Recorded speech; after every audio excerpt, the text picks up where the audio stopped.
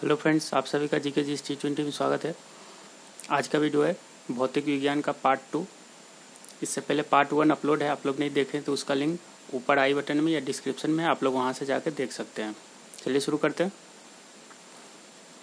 21वां number question 20 question पहला part में है और 21वां नंबर क्वेश्चन से यहाँ है। तो पहला क्वेश्चन है, निम्नलिखित में ऊष्मा का सर्वोत्तम चालक कौन है? इसका सही आंसर होगा ऑप्शन नंबर बी, पाड़ा। पाड़ा ऊष्मा का सर्वोत्तम चालक है।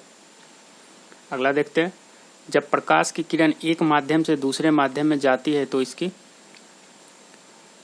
क्या चेंजेज आता है? तो देखिए, जब प्रकाश एक माध्यम से दूसरे माध्यम में जाती है तो इसका आवृत्ति जो है ये समान बनी रहती है, मतलब फ्रीक्वेंसी कभी भी चेंज नहीं होता है, लेकिन तरंग दैर्घ्य चेंज हो जाता है। तो ये ऑप्शन सही नहीं होगा, ऑप्शन नंबर बी सही होगा। याद रखिएगा, कभी कभी तरंग दैर्घ्य पे भी आता है ऑप्शन। अगला है, परमाणु बम का सिद्धांत आधारित है। तो ये आधारित है नाभिकीय विखंडन अभिक्रिया पे। देखिए, परमाणु बम का सिद्धांत नाभिकीय विखंडन अभिक्रिया पे आधारित है, लेकिन नाभिकीय संलयन अभिक्रिया पे दो चीज आधारित है। पहला तो है हाइड्रोजन बम और दूसरा है जो सन से ऊर्जा उत्पन्न होती है वो है नाभिकीय संलयन से। तो ये भी क्वेश्चन आया था, आप याद रखिएगा। अगला है, वायुमंडल दाब को मापने में किस यंत्र का उपयोग किया जाता है? तो ये किया जाता है बैरोमीटर का उपयोग, ऑप्शन नंबर बी। अगला है, प्रासर्प तरंगे वे ध्वनि तरंगे हैं जिनकी आवृत्ति। तो देखिए, प्रासर्प तरंगे मतलब अल्ट्रासोनिक वेव जो होता है ये 20,000 हर्ट्ज से ज़्यादा होता है फ्रीक्वेंसी, उसको बोला जाता है प्रासर्प तरंगे। अगला है, एक तालाब के किनारे एक मछुआरा मछली को भाले से मारने की कोशिश करता है, उसे निशाना कैसे लगाना चाहिए?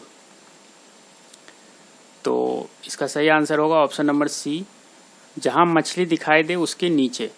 क्योंकि देखिए, जब तालाब में मछली रहता है तो मछुआरे को मछली जितना गहराई में रहता है उससे थोड़ा सा ऊपर दिखाई देता है, और ये दिखाई देता है प्रकाश के अपवर्तन के कारण, मतलब रिफ्रैक्शन के कारण। तो आप याद रखिएगा, ये भी क्वेश्चन आया हुआ था। अगला है, किसके कारण आकाश नीला दिखाई पड़ता है? ये भी अपवर्तन के कारण होता है। अपवर्तन मतलब रिफ्रैक्शन के कारण आकाश नीला दिखाई देता है। अगला है, इलेक्ट्रिक करंट का निम्न में से, देखिए इलेक्ट्रिक करंट का यूनिट पूछा है यहाँ पे, क्वेश्चन थोड़ा सा मिसप्रिंट हो गया। तो इसका सही आंसर है ऑप्शन नंबर डी, एम्पियर होगा। अगला है, मनुष्य के लिए मानक ध्वनि स्तर है। तो ये है 60 डेसिबल।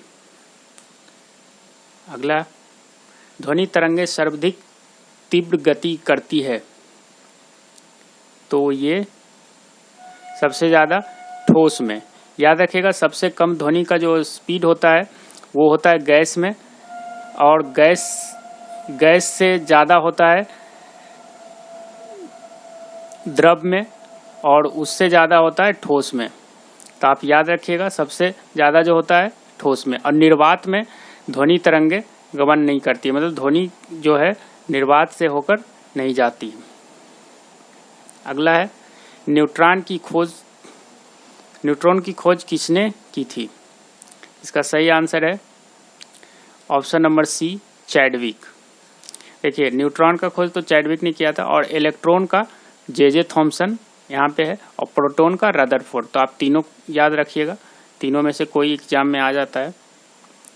अगला है, ठंड के दिनों में लोहे के गुटके और लकड़ी के गुटके को प्रातः काल में छुए तो लोहे का गुटका ज़्यादा ठंडा लगता है, क्योंकि? देखिए, इसका साधारण सा आंसर है कि लकड़ी के तुलना में जो लोहा होता है, ऑप्शन नंबर बी, लकड़ी के तुलना में जो लोहा ऊष्मा का अच्छा चालक होता है, इसलिए वो ज़्यादा ठंडा होता है। अगला देखते हैं, नाभिकीय रिएक्टरों में ऊर्जा उत्पन्न होती है। तो ये ऊर्जा उत्पन्न होती है नियंत्रित विखंडन द्वारा। याद रखिए। अगला है फेदोमीटर का उपयोग किसके मापने में किया जाता है?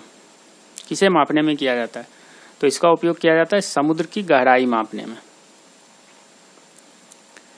क्वेश्चन नंबर 35 है निम्नलिखित में से कौन सी ऊष्मा की इकाई नहीं है? तो यहाँ पे ऑप्शन नंबर डी सही होगा। वाट जो है ऊष्मा का इकाई नहीं है। क्वेश्चन नंबर 36 निम्न में अस्थायी कण है? तो ये है न्यूट्रॉन। दूरदृष्टि, अगला क्वेश्चन है दूरदृष्टि निवारण के लिए कौन सा लेंस का उपयोग किया जाता है? तो इसका सही आंसर होगा ऑप्शन नंबर बी, उत्तल लेंस का उपयोग किया जाता है। और निकट दृष्टि दोष के लिए अवतल लेंस का उपयोग किया जाता है। तो ये भी याद रखिएगा।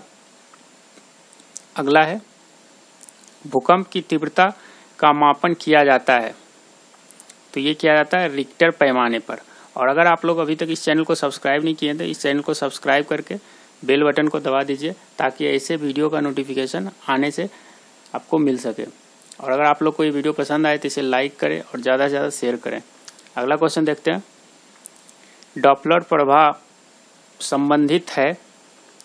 तो ये ध्वनि से संबंधित है। Option number A. अगला क्वेश्चन है पानी में डुबोई एक छड़ी किस संवृत्ति के कारण मुड़ी हुई प्रतीत होती है? तो ये भी है प्रकाश के अपवर्तन के कारण, मतलब रिफ्रैक्शन, लाइट ऑफ रिफ्रैक्शन के कारण। और ये था आखिरी क्वेश्चन। अगर आप लोग को ये वीडियो पसंद आए तो इसे लाइक करें, ज़्यादा से ज़्यादा शेयर करें। इसका थर्ड पार्ट कल आएगा। Thank you for watching.